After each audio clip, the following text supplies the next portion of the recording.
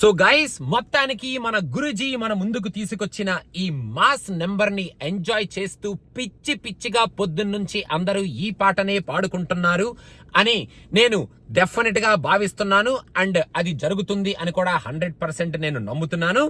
మహేష్ బాబు మన super star fans కి అయితే పండగ చేసుకునే కైండ్ ఆఫ్ మాస్ నెంబర్ 2023ని ఎండ్ చేస్తూ 2024ని మన ఒక సూపర్ మాస్ బీట్ తో కైండ్ ఆఫ్ స్టార్ట్ చేసే కైండ్ ఆఫ్ మాస్ నెంబర్ ని మన ముందుకి తీసుకొచ్చారు. మన గుంటూరు కారం సినిమా నుంచి మన గురుజీ.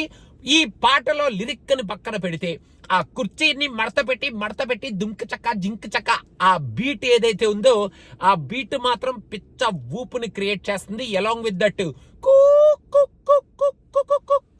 ఆ సౌండింగ్ కూడా సూపర్ గా ఉంది. కాకపోతే ఈ పాటలో ఈ బీట్ ఆ సౌండింగ్ మొత్తం ఫెంటాస్టిక్ గా ఉంది. పాట కూడా వినడానికి సూపర్ క్రేజీగా ఉంది. డాన్సులు ఎరక్ కొట్టేసేటట్టు, డాన్స్ ఫ్లోర్లు పగిలిపోయేటట్టు ఉంది. కాకపోతే ఆ పాట లిరిక్ మొత్తం సాంగ్ అంతా వింటున్నప్పుడు మధ్యలో రసిక రాజా అని చెప్పి ఒక లిరిక్ వచ్చినప్పుడు మాత్రం ఇదేంటిది, ఈ పాట ఎక్కడి నుంచి వచ్చింది సడన్ గా అనేటట్టు మాత్రం నాకు ఒక ఓల్డ్ సాంగ్ గుర్తొచ్చింది అన్నమాట. మ్యూజిక్ డైరెక్టర్ సేమ్ కాకపోయినా ఆ పాటలో ఉన్న ఆ బీట్ మెయిన్ గా రసిక రాజా దగ్గర ఆ రెండు లిరిక్స్ వచ్చే దగ్గర ఆ బీట్ మాత్రం చాలా పర్ఫెక్ట్ గా మన ఓల్డ్ సాంగ్, మన గురుజీ సినిమానే డైరెక్టర్ సేమ్ కాబట్టి మ్యూజిక్ డైరెక్టర్ డిఫరెంట్ అయినా ట్యూన్ అలా వాడేసుకోవచ్చు, పర్లేదు, నో ప్రాబ్లం అని వాడేసుకుని ఉంటారు.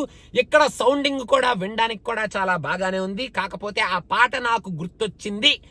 ఆ పాట ఏమిటి అని నేను మీకు చెప్పను, కానీ మీరు ఒకసారి విని మీకు కూడా ఆ పాట గుర్తొచ్చిందా? Just in that lyric portion of Rasika Raja ఆ లిరిక్ ఎక్కడైతే వస్తుందో ఈ పాటలో, I think it is coming after like 1 minute 50 seconds or somewhere. Just మధ్యలో ఒక రెండు లిరిక్స్ భాగం లాగా ఒక 15-20 seconds కి వస్తున్నట్టుంది. కాకపోతే it is very strongly reminding of the old song from Guruji movie అన్నమాట. ఒకసారి మీకు కూడా అలాగే అనిపిస్తే కింద కామెంట్స్ లో మెన్షన్ చేయండి. ఇంకా కుర్చీని మడతబెట్టి అని గురుజీ ఎందుకు అంటున్నారు? ఈ కుర్చీకి ఆ మడత పెట్టడానికి అసలు ఈ సినిమాకి డెఫినెట్ గా ఏదో కనెక్షన్ ఉండుంటది. లేకపోతే గురుజీ అంత స్ట్రాంగ్ గా, అంత పవర్ఫుల్ గా ఆ బీట్ ని ఈ పాటలో పెట్టుండరు అనేది నాకు చాలా స్ట్రాంగ్ గా అనిపిస్తుంది అనమాట. మీకు కూడా అలాగే అనిపిస్తుందా? కుర్చీకి ఆ మడత పెట్టడానికి అసలు మహేష్ బాబు మన సూపర్ స్టార్ కుర్చీని మడతబెట్టి అని చెప్పి అనడానికి ఏదో మంచి కనెక్షనే పెట్టి ఉండుంటారు. ఇంకా ఈ పాటలో స్టెప్పులు ఎరక్కొట్టేస్తున్నారు శ్రీలీల అండ్ మన సూపర్ స్టార్. ఇంకా థియేటర్ లో ఈ పాట వచ్చేటప్పుడు ఆడియన్స్ కుర్చీలని ఏం చేస్తారో అనేది నాకు చాలా స్ట్రాంగ్ గా అనిపిస్తుంది అనమాట. కుర్చీలు కొంచెం గట్టిగా, కొంచెం ఐరన్ అది ఇది వేసి గ్రౌండ్ కి బాగా మడత పెట్టకుండా ఉండేంత రేంజ్ లో థియేటర్లు ప్రిపేర్ అయితే బెటర్ ఏమో. ఇక్కడ మాకు రిక్లైనర్లు ఉంటాయి కాబట్టి వాటిని బటన్ నొక్కేస్తే ఆటోమేటిక్ గా అవే మడతడిపోతుంటాయి అనమాట. సో ఇండియాలో ఉన్న థియేటర్ల పరిస్థితి, ఆ కుర్చీల పరిస్థితి ఏమిటి అనేది తలుచుకుంటేనే కొంచెం భయం వేస్తుంది నాకు ఈ పాట వచ్చేటప్పుడు మెయిన్ గా.